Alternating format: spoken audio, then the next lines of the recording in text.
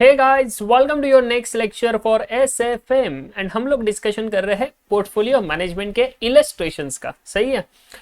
Last lecture में हमने 29 तक इलस्ट्रेशंस देखे थे। 30 वाला कंटिन्यू करने वाला था बट लेक्चर का ड्यूरेशन 1.5 आवर तक हो चुका था, तो इसीलिए सोचा कि उसको वहीं पे स्टॉप करते हैं एंड नेक्स्ट लेक्चर में इसको बढ़ाऊंगा आगे। So that is the guides, we are starting off with the continuing with the lecture from this illustration 30। ठीक है, एकदम अच्छे से ध्यान देना। अभी ये इलस्ट्रेशंस आगे की जो है ना, बहुत सारे होमवर्क रहने वाले, सो आई विल बी डिस्कसिंग एकदम शॉर्ट में, बिकॉज ऑलरेडी हम इसके एग्जांपल्स कर चुके हैं द सेम क्वेश्चन से, ज्यादा कुछ न्यू चीजें है नहीं। ठीक है, सो एकदम अच्छे से ध्यान देना, बढ़िया से, एकदम इजी क्वेश्चन है, कोई ज्यादा टेंशन नहीं लेना। ठीक है, सबसे पहला इलस्ट्रेशन नंबर 30 मेरे पास, मेरे साथ एकदम बढ़िया से पढ़ना आपने। ठीक है, the total market value of equity share of धर्म कंपनी 60 लाख। बोले धर्म कंपनी के मार्केट वैल्यू कितना है इक्विटी का, मतलब मार्केट कैपिटलाइजेशन की बात कर रहे हैं, current market price of the equity share into what, number of equity shares. तो market value of equity share of Dharam का मार्केट वैल्यू कितना है भैया, 60 लाख रुपए, and total value of debt is 40 lakh rupees. तो equity value is 60 lakh, equity value is 60 lakh, well debt value is 40 lakh. So total capital दिख रहा है हम लोगों को 1 करोड़ रुपए का। The treasurer estimate that the beta of the stocks is currently 1.5. Stock का बीटा, इक्विटी शेयर का बीटा कितना है 1.5, and that the expected risk premium on the market is 12%.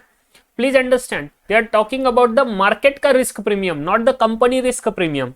Expected risk premium on the market is 12%. Market risk premium माने RM minus RF is how much? 12%. The treasury bill rate is 10%. They are talking about treasury bill rate. Treasury bill rate is the government security. Treasury bill is the government security, and government security is considered to be the risk-free security. So that's why 10% is what your RF. 10% is RF. 12% is RM minus RF. So can you understand what should be the RM? It should be 22%. Why? 12 plus this 10, 22. Then beta of the stock is 1.5. After that we have the capital, equity capital is 60 lakh rupees and this debt capital is the 40 lakh. So this is how we have the information of this entire basically about this particular situation. Okay, this is the only information we have. Next one, what is the beta of the company's existing portfolio of assets? They are asking us to calculate the beta of the company existing portfolio of assets. Are you getting my point? What they are saying, sir, the treasurer estimate that the beta of the stocks is currently 1.5. We are about to understand what should be the beta of the company with the existing portfolio of assets. That is what we need to understand. I hope you guys are clear with this. समझ रहे हो क्या? Sir कुछ नहीं समझ रहा, हम लोगों को क्या करें, हम नहीं समझ रहा। बीटा तो दिया वहां पे, ट्रेजरर का एस्टिमेशन तो दिया, तो फिर ये क्या पूछना चाहते हैं? अरे समझो वो क्या पूछ रहे, देखो, beta of the companies existing portfolio of assets, portfolio of assets, ये वर्डिंग को अंडरलाइन क्यों किया, टाइम पास है क्या? एग्जिस्टिंग पोर्टफोलियो ऑफ एसेट्स, सोचो थोड़ा सोचो।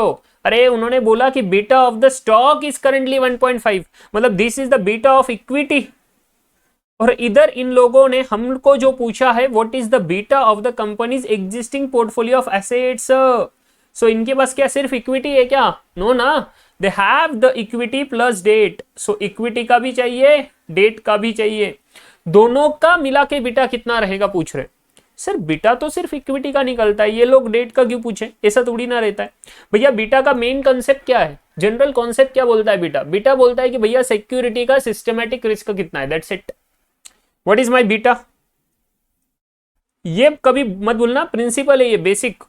भैया ये चीज अगर भूल गए तो फिर मतलब नहीं बना। आप ऐसे नहीं मन में मान सकते कि बीटा सिर्फ इक्विटी शेयर का रहेगा। Beta is not about equity share, beta is the systematic risk, systematic risk, systematic risk. So मैं बोलूं कि ऐसा कोई सिक्योरिटी जो मार्केट से कितना रिस्क रखता है उसको बीटा बोले, तो this could be for equity, this could be for debt security. दो ही टाइप के सिक्योरिटीज रहेंगे, इक्विटी और डेट। तो साहब हमारे पास जो इंफॉर्मेशन है that is about the equity beta 1.5 जो क्वेश्चन में दिया। We are about to calculate, हमें पूछा है कैलकुलेट करने के लिए इसका बीटा, दोनों का मिला के कितना रहेगा, दोनों का मिला के बोल रहा हूं, पूरा की पूरा एसेट्स ये जो दोनों एसेट्स आए ना, इन एसेट्स का टोटल बीटा कितना है ये हमको पूछा। तो सर डेट का बीटा कितना रहता है? Beta is what systematic risk, market से कितना इफेक्ट होएगा इनकम में, रिटर्न में। तो मुझे बोलना क्या डेट में ये चीज इफेक्ट होने वाला है? बिल्कुल भी नहीं ना साहब। डेट में तो फिक्स्ड इनकम है ना, फिक्स्ड इनकम है, फिक्स्ड रेट ऑफ इंटरेस्ट है। Since there is the fixed rate of interest, fixed interest क्या होगा फिक्स्ड इंटरेस्ट के वजह से? बोलो मुझे, चलो साहब, इसका बीटा होगा 0 because there is no risk, no risk, and since there is no risk sir beta हो गया 0। अब सर दिक्कत है, अब मुझे टोटल एसेट्स में कैसे करूं? मैं बोलूं भैया कंपनी के पास इक्विटी है 60 लाख का, कंपनी के पास डेट है 40 लाख का, तो क्या मैं ऐसे नहीं बोल सकता कि साहब कंपनी के पास जो रिस्क है वो है 1.5 का? नो भैया, नहीं बोल सकता। क्यों? बिकॉज कंपनी का एसेट का रिस्क पूरा की पूरा 1.5 तभी आएगा जब ये एसेट्स में सिर्फ इक्विटी हो। अभी तो यार डेट भी है, तो क्यों नाम सर वेटेड एवरेज करें? That's what they are talking about, weighted average लो इसका, एंड लॉजिकल है, वेटेड एवरेज करना ही सेंसिबल बनता है। क्यों सर? क्योंकि इक्विटी है 60 लाख का, तो ये जो भी रिस्क आएगा ये सिर्फ 60 लाख के लिए आएगा। मेरा टोटल एसेट्स है 100 लाख का, तो 100 लाख में से 60 लाख पे 1.5 का रिस्क, 1.5 का रिस्क, वाइल 40 लाख पे कुछ भी नहीं, तो टोटलिटी में तो कम हो जाएगा ना रिस्क। डाइवर्सिफिकेशन पोर्टफोलियो भी तो वही करते हैं कि सब एक का रिस्क ज्यादा, दूसरे का रिस्क कम, तो जिसका रिस्क कम उसमें पैसा डालो सो दैट आपका ओवरऑल रिस्क कम हो जाएगा। तो that is nothing but what weighted average, and that's what they are asking us to do कि साहब what is the beta of companies existing portfolio assets, that is nothing but the weighted average of this individual securities, individual assets. Clear? Clear है, simple है, logical है। Next one, question number B, estimate the companies cost of capital, cost of capital पूछ रहे, cost of capital and the discount rate for the expansion of the company's present business। बोल रहे cost of capital निकालो and discount rate निकालो कि जहां पे company को प्रेजेंट बिजनेस को एक्सटेंड करना है। ये तो इंटर लेवल का क्वेश्चन पूछ लिए, तो कौन सा डिस्काउंट रेट यूज करेंगे for the purpose of expansion, please बताना। सर कॉस्ट ऑफ कैपिटल बोला तो हमारे पास में क्या आता है? हमारे पास में कॉस्ट ऑफ कैपिटल बोला तो कॉस्ट ऑफ इक्विटी आएगा, कॉस्ट ऑफ डेट आएगा, ठीक है। Do we have the information of cost of debt over here? No sir, we don't have the information of cost of debt over here. So can we calculate only cost of equity over here? Can we calculate kya? Yes sir, we can calculate because we have the information of RF, RM minus RF and equity beta. So using the CAPM model, we can calculate the cost of equity that would be forming a part of my cost of capital. Since we don't have the information of cost of debt of 40 lakh, so we won't be able to do that and we won't be able to calculate the weighted average cost of capital. They have asked us to calculate company's cost of capital, please understand. So we'll give the note over there that we don't know what is the cost of debt over here, because we don't know, since we don't know the cost of debt over here, we won't be able to calculate the weighted average or overall cost of capital of the company, but we can for sure calculate the cost of equity, which is one of the major chunk of the entire capital, okay, which is the major chunk of what? Entire capital of the business. So cost of capital we can calculate using CAPM. Then discount rate for an expansion, obviously we are going to use the discount rate of cost of capital only for the purpose of discounting all the cash flows in order to understand the valuation of the business. ये कैसे होएगा, क्या होएगा? ये cost of equity security valuation में पढ़ेंगे हम लोग and business valuation में पढ़ेंगे हम लोग, ठीक है। वो एक मेथोडोलॉजी होता है डिस्काउंटेड कैश फ्लो का, उसमें हम ये सब चीजें करते हैं, free cash flow from firm, free cash flow from equity. So उस बेसिस पे वो सर मॉडल्स रहेंगे दो, उसके बेसिस पे हम लोग करेंगे, ठीक है।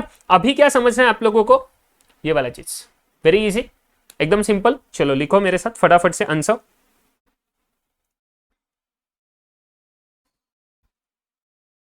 देखो सिंपल क्वेश्चन है, आप लोगों को दिक्कत नहीं होना, बस पढ़ते जाओ एकदम अच्छे से। यहाँ पे एसेट्स बोला, वहां पे ऊपर इक्विटी बोला, गड़बड़ करोगे बैंड बज जाएगी आपकी, कुछ नहीं। वो टाइम पास करने के लिए नहीं पूछे ना क्वेश्चन, ठीक है। चलो साहब नेक्स्ट देखो, इसमें आंसर कैलकुलेशन ऑफ, पहला आंसर बता दो। कैलकुलेशन ए बोलना, ए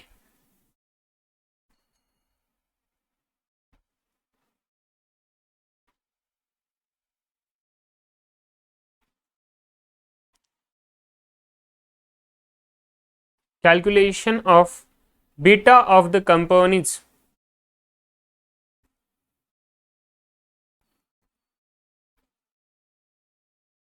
एग्जिस्टिंग पोर्टफोलियो ऑफ एसेट्स।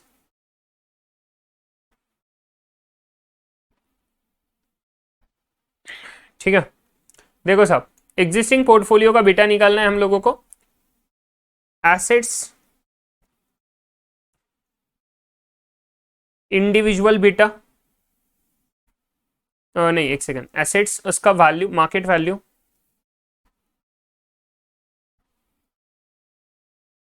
उसका इंडिविजुअल बीटा, टेबल कर लेंगे ना तो इजी होएगा।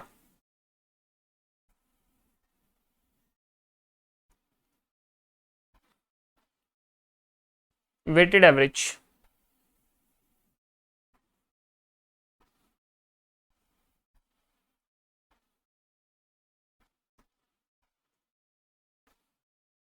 इक्विटी डेट, ठीक है क्या? इक्विटी है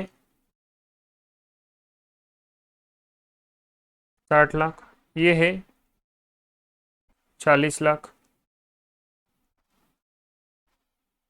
100 लाख, बेटा कितना है 1.50। इस जीरो को नोट देना पड़ेगा, प्लीज अंडरस्टैंड। तो जीरो करना एंड इन ब्रैकेट नोट लिखना, नोट 1। ठीक है, उसके बाद में वेटेड एवरेज लो, इसका 60% ऑफ 1.5 दैट इज 0.9 और यहाँ पे 0, सो ये कितना बनेगा टोटल में 0.9। तो मुझे बताओ टोटल कितना बनेगा रे भैया, समझ रहे हैं आप लोगों को? 0.9। सो बीटा ऑफ द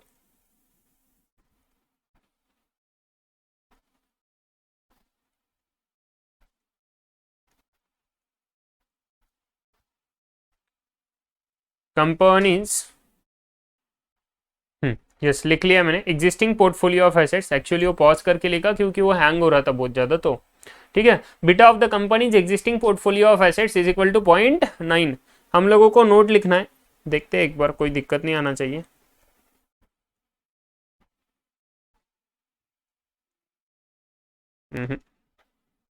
बड़ी दिक्कत आ रही, कर लो मैनेज, कुछ नहीं। ठीक है, नोट लिखना है, beta of debt capital shall be 0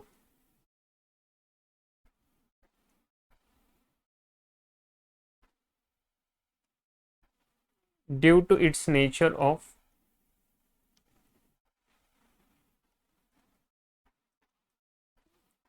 fixed income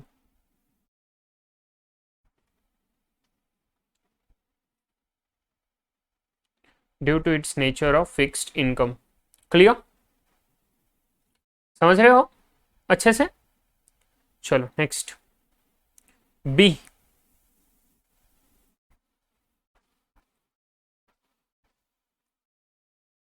estimation of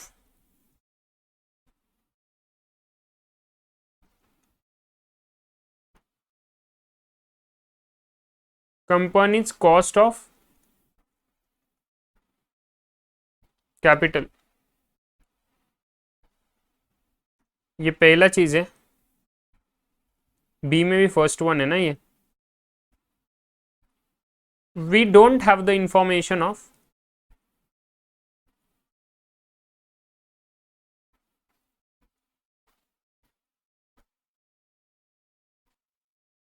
cost of date,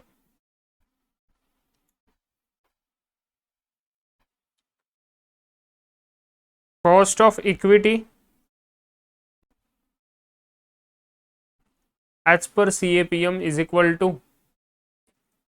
के is equal to RF plus RM minus RF into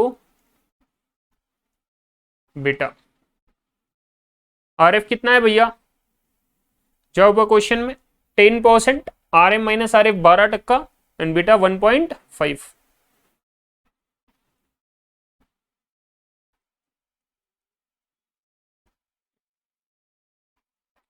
28% should be the answer. Cost of capital.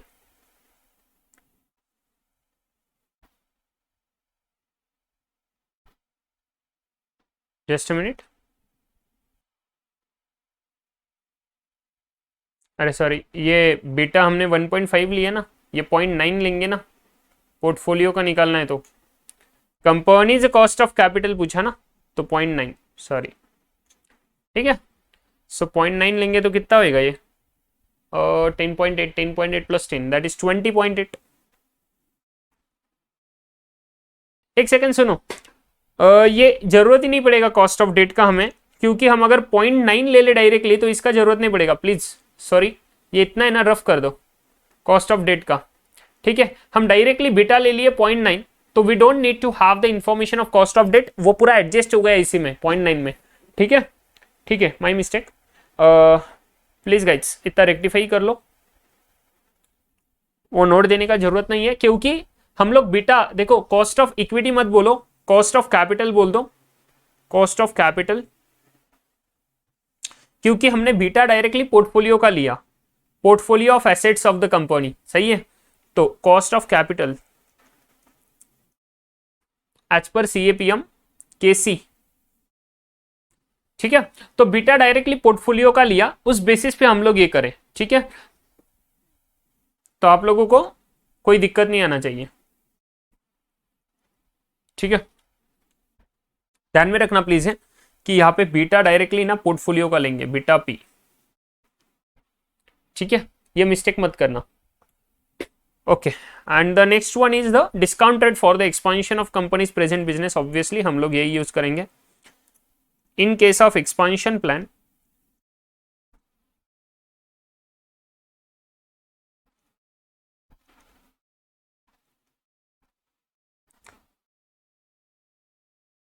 KC, that is KC 20.8% shall be used as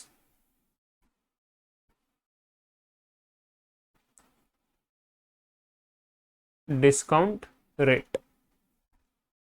and और एक चीज लिख लो, in case of diversification plan,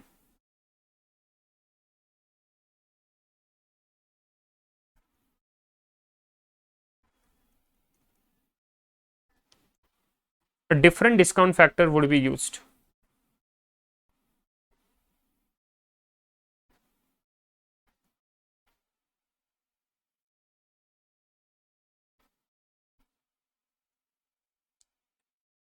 based on its risk profile।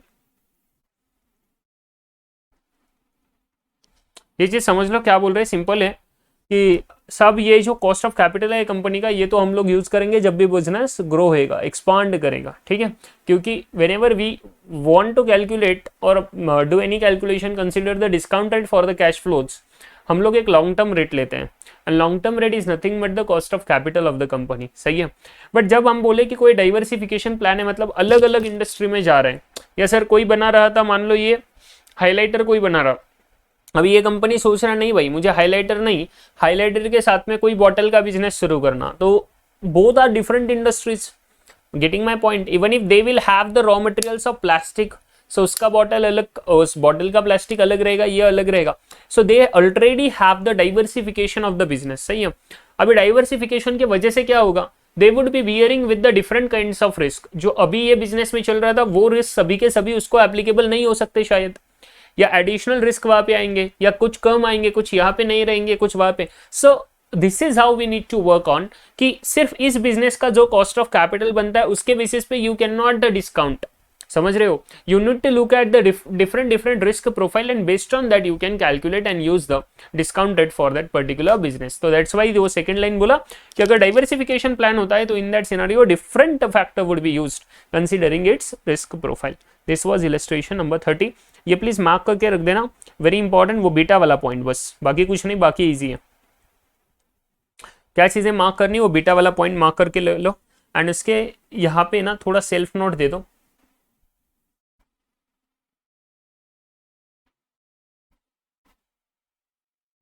Here consider the portfolio बेटा,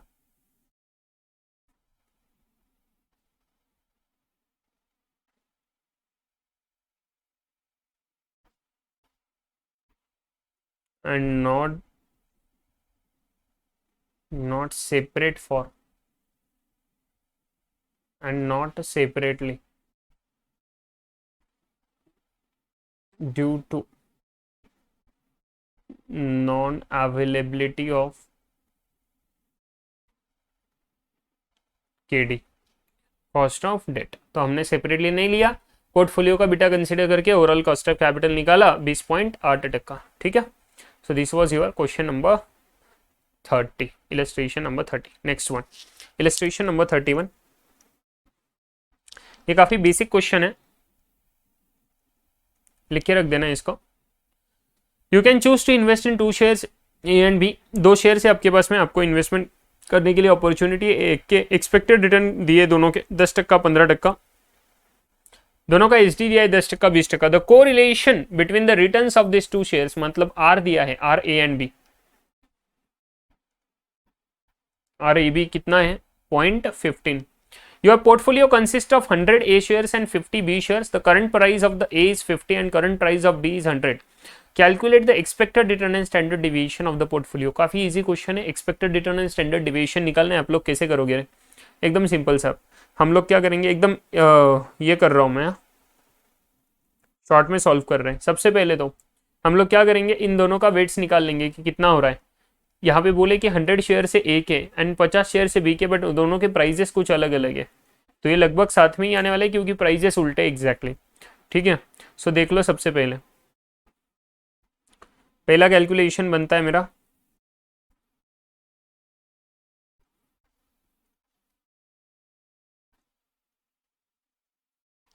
calculation of weights, नहीं calculation of expected return बोल दो directly.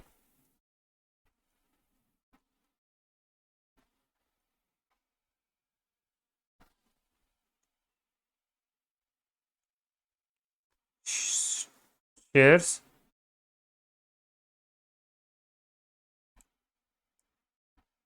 Shares उसके बाद में expected return, number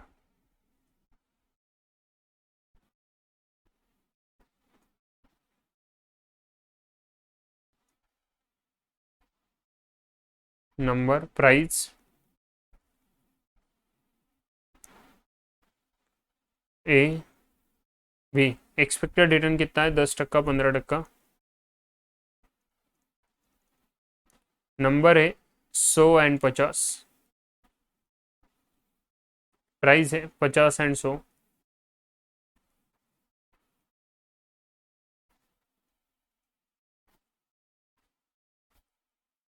market value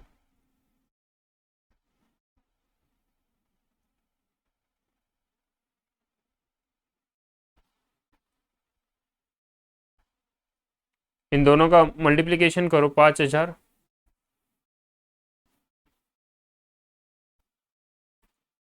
5000, so total बनेगा 10,000। वेट्स ले लो दोनों के, हाफ ऑफ ही आने वाले हैं।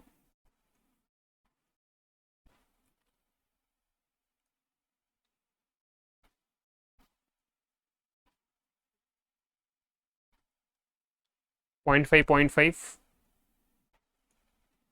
एंड देन आया एक्सपेक्टेड रिटर्न। क्या करेंगे? Expected return of portfolio, ERP,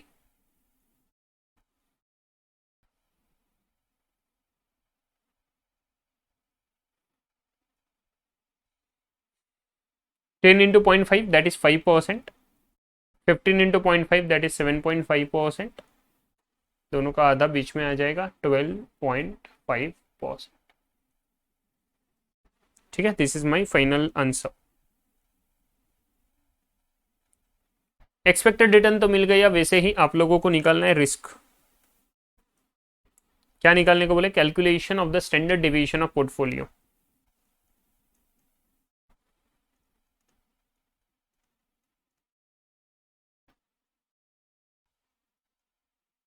आप लोग प्लीज आदत मत लगाओ ये शॉर्टकट यूज करने की, SD and all. Please full form लिखना, काफी इंपॉर्टेंट है एग्जामिनेशन में। So sigma P is equal to WA² into sigma A² plus WB²। Formula लगाओ, ढूक लो। Sigma B square A plus B bracket square along with correlation coefficient. उसके बाद में 2 into WA WB into sigma A sigma B into RAB। Getting my point? ठीक है। So WA is the 0.5 square,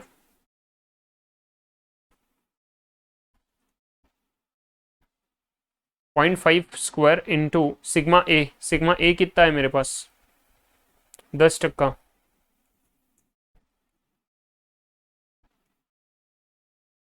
0.5 square into 20%,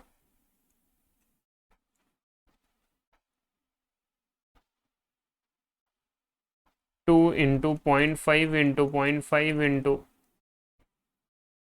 10% into 20% into, दोनों के बीच में correlation कितना है देखो यारो क्वेश्चन में 0.15।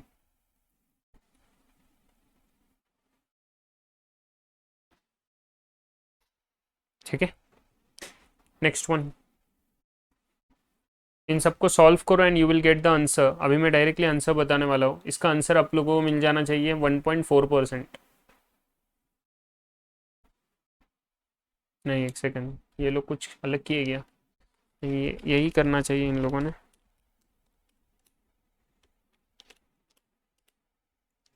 पच्चीस आता है इधर, 0.25 इंटू 100 बनता है, 0.25 इंटू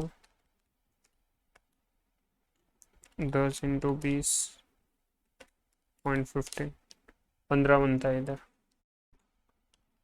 130 140, 11.83%।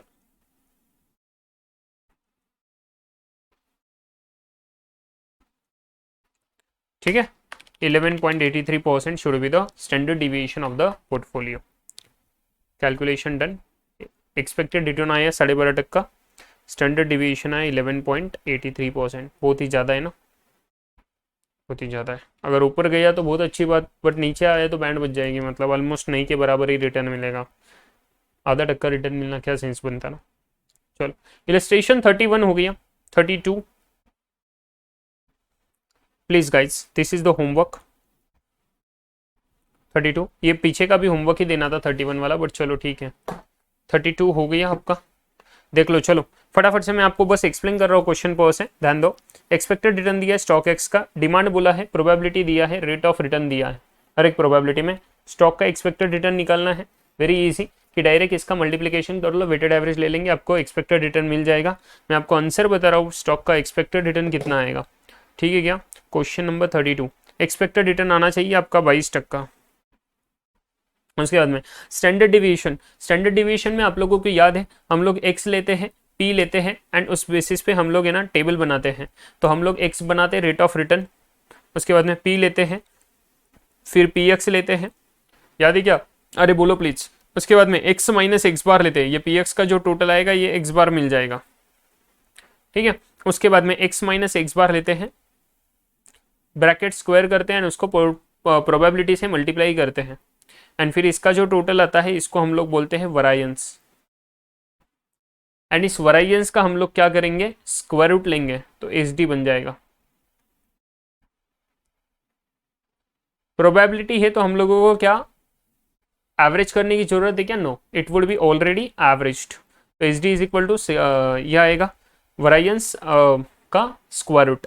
तो ये आपका आंसर बन जाना चाहिए, मैं आपको बोलूँ 379, वरायंस आएगा 379 आएगा।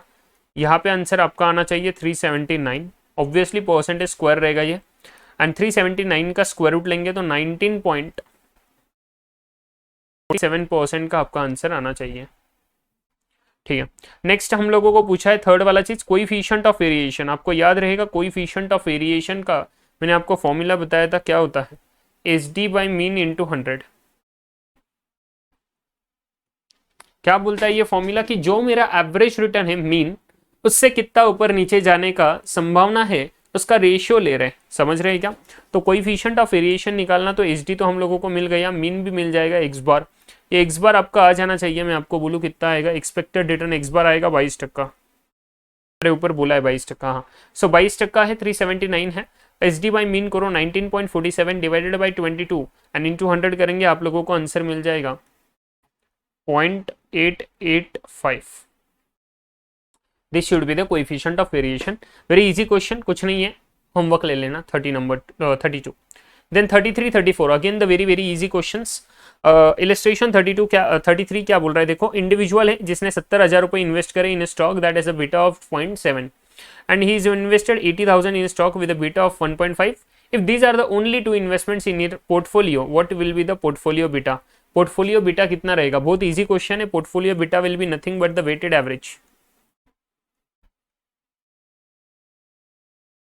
70,000 एंड 80,000 इन सबका वेट निकाल लो बेसिकली। सो आपका पहला स्टॉक जो है और दूसरा स्टॉक जो है, इसमें 70,000 आएगा, इसमें 80,000 आएगा। इसका वेट बनता है, इसका बेटा है 0.7, इसका बेटा है 1.5। लो दोनों का कैलकुलेशन, वेटेड एवरेज करो, आप लोगों को वेटेड एवरेज मिल जाएगा। इसका टोटल लो 70 बाई ये कर लो, वेट्स निकाल लो आप लोग सबसे पहले, एंड वेट्स निकाल के वेट इनटू दिस बेटा मल्टीप्लाई कर लेना।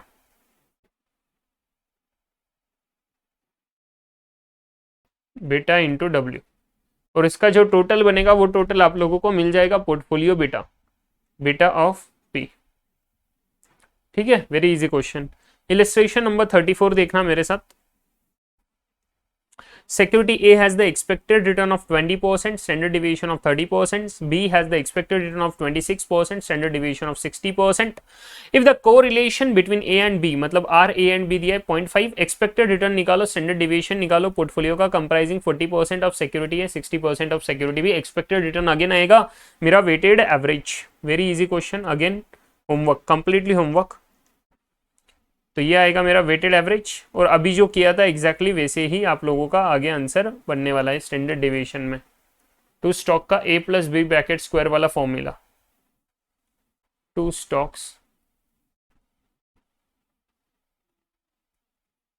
स्टॉक्स का फॉर्मूला, गेटिंग माय पॉइंट। ठीक है, समझा क्या। Illustration number 34 done. Then 35 number, आप लोग आंसर प्लीज कैलकुलेट कर लेना, अगर कुछ दिक्कत आएगी तो मुझे बता देना। आपका आंसर बोल दो, इसमें कितना आना चाहिए, वेटेड एवरेज आना चाहिए आपका 34 नंबर का क्वेश्चन में। एक्सपेक्टेड रिटर्न आना चाहिए आपका 23.6%, ये आपका बनेगा 23.6%। एंड टू स्टॉक्स का फॉर्मूला लगा के अभी जो ऊपर किया था, ये आंसर आपका बनेगा 0.4326 if I am not wrong. ये लोगों ने परसेंटेज में नहीं लिया है, 43.26% बनेगा। ठीक है, एक बार देख लेना कैलकुलेशन करके। ओके या fine. So yeah guys, okay so I am getting my point, are you getting my point. ठीक है, सो ये 43.26% आएगा। ठीक है, एक बार देख लेना। 34 नंबर का डन। 35 नंबर पे आ जाओ मेरे साथ। Again this is the homework, basic question homework है, ये भी होमवर्क है। 34 नंबर भी होमवर्क ही था, ऑब्वियस है, ये सब चीजें होमवर्क ही है, बहुत सारे क्वेश्चन अभी। इलस्ट्रेशन नंबर 35, बस 3 ही क्वेश्चन बचे, 35, 36, 37। अगेन उसके आगे के भी ये सब, 35 भी होमवर्क रहेगा, 36 भी होमवर्क है, 37 भी होमवर्क है। ठीक है, ऑलमोस्ट सभी होमवर्क ही है। उसके आगे के भी आपको जो दिए हैं वो भी सर होमवर्क ही है। ठीक है, चलो देखिए मेरे साथ, मैं फटाफट डिस्कस कर रहा हूँ बस। The standard deviations of the returns of two securities 5%, 10%। दो सिक्योरिटीज के जो स्टैंडर्ड्स हैं, एक second, the standard deviations of the returns of the two securities are 5% and 10% with expected returns of 8% and 12%। ठीक है, सो दो सिक्योरिटीज है, एक का स्टैंडर्ड डिविएशन है 5%, दूसरे का है 10%, दोनों का फिर दोनों का रिटर्न से 8% एंड 12%। अब पोर्टफोलियो इन्वेस्टेड विद 40%, इसमें 40% लिया एंड इसमें 60% के वेट्स दिए। Calculate the expected return, again the simple calculation, expected return निकालो, स्टैंडर्ड डेविएशन निकालो पोर्टफोलियो का। कोरिलेशन कोएफिशिएंट के 3 सिनारियोज दिए, 1, 0 एंड -1। तो आप लोग R 0 एंड -1 लेके आप लोगों को एसडी में सिर्फ फर्क पड़ेगा, बाकी तो एनीवेज कुछ फर्क नहीं पड़ने वाला। Expected return will be the common thing. Getting my point? So इसमें आप लोगों को आंसर आपके मिल जाने चाहिए। पहले सिनारियो में एक्सपेक्टेड रिटर्न आएगा 10.4%। Obviously expected return would be the same for each and every scenario. तीनों केस के लिए कॉमन आंसर आएगा 10.4%, बिकॉज उसमें हमारा कोरिलेशन कोएफिशिएंट से फर्क नहीं पड़ता फॉर ऑल केसेस।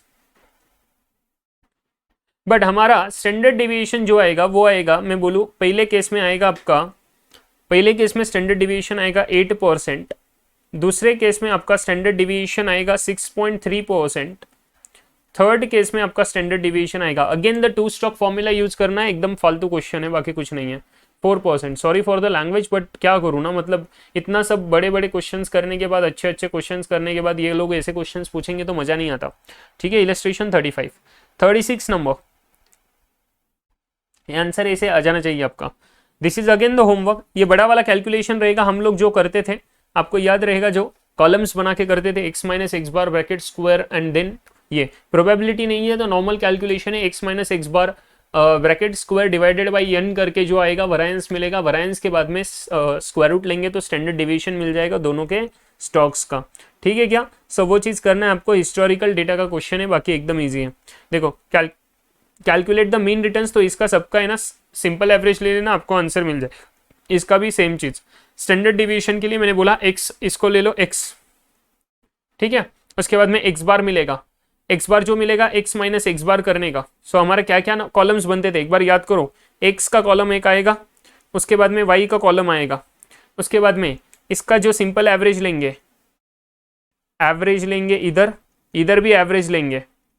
ठीक है, सो ये बना x बार, ये बना y बार, ठीक है, एवरेज बोल रहा हूं। उसके बाद में यहाँ पे x माइनस एक्स बार लेंगे, यहाँ पे y माइनस वाई बार लेंगे, x minus X bar bracket square लेंगे, y माइनस वाई बार ब्रैकेट स्क्वायर लेंगे। ठीक है, तो इसका टोटल लेंगे, इसका भी टोटल लेंगे। ठीक है, ये टोटल को एवरेज करेंगे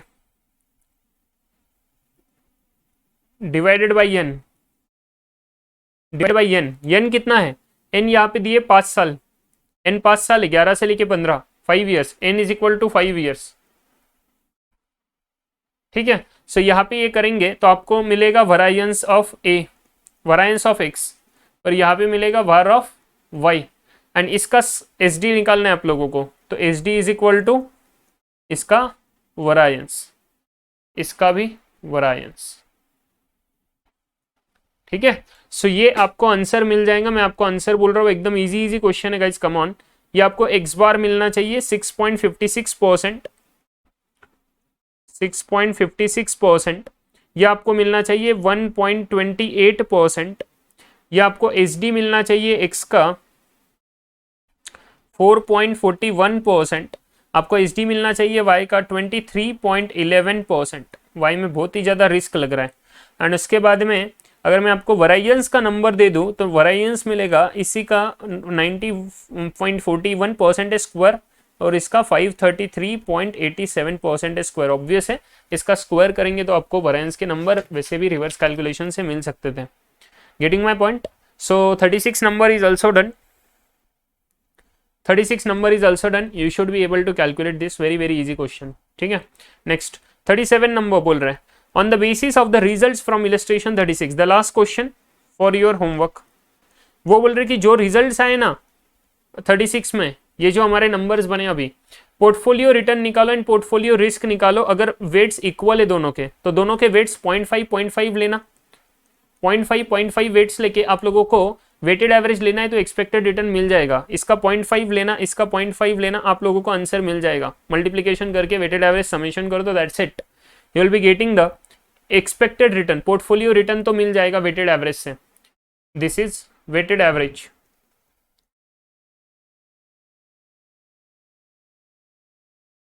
यस, थोड़ा लेक्चर बचा है, सो अभी पावर का इतना ध्यान नहीं दे रहा है, लाइटिंग इफेक्ट वगैरह सब इग्नोर करना, ठीक है। चलो सब लास्ट क्वेश्चन है, देखो ध्यान दो। वेटेड एवरेज लेंगे हम लोग पोर्टफोलियो रिटर्न को, पोर्टफोलियो रिस्क हमारा अगेन बनेगा फॉर्मूला बेस्ड। दो स्टॉक है तो फॉर्मूला आएगा एंड फॉर्मूला बेस्ड हमारा ये चीज़ें होने वाली है। वेट्स हम लोगों को इक्वल दिए हैं। सर अगर हमारे पास वेट्स ही नहीं दिए तो फिर हम लोग क्या करेंगे? हमारे पास अगर वेट्स ही नहीं दिए तो फिर हम लोग क्या करेंगे? हम लोग है ना कैलकुलेशन करेंगे। हमारे पास में ऊपर क्या क्या दिया है देख लो, हमारे पास में ऊपर क्या क्या दिया है। हम लोगों को कोरिलेशन कोएफिशिएंट वगैरह निकालना पड़ेगा। सो this is what again very important thing. ये वाला चीज़ प्लीज़ अच्छे से ट्राई करो एक बार, ये वाला चीज़ प्लीज़ अच्छे से ट्राई करो। ये मैं आपको बताता हूँ कैसे करना, ठीक है?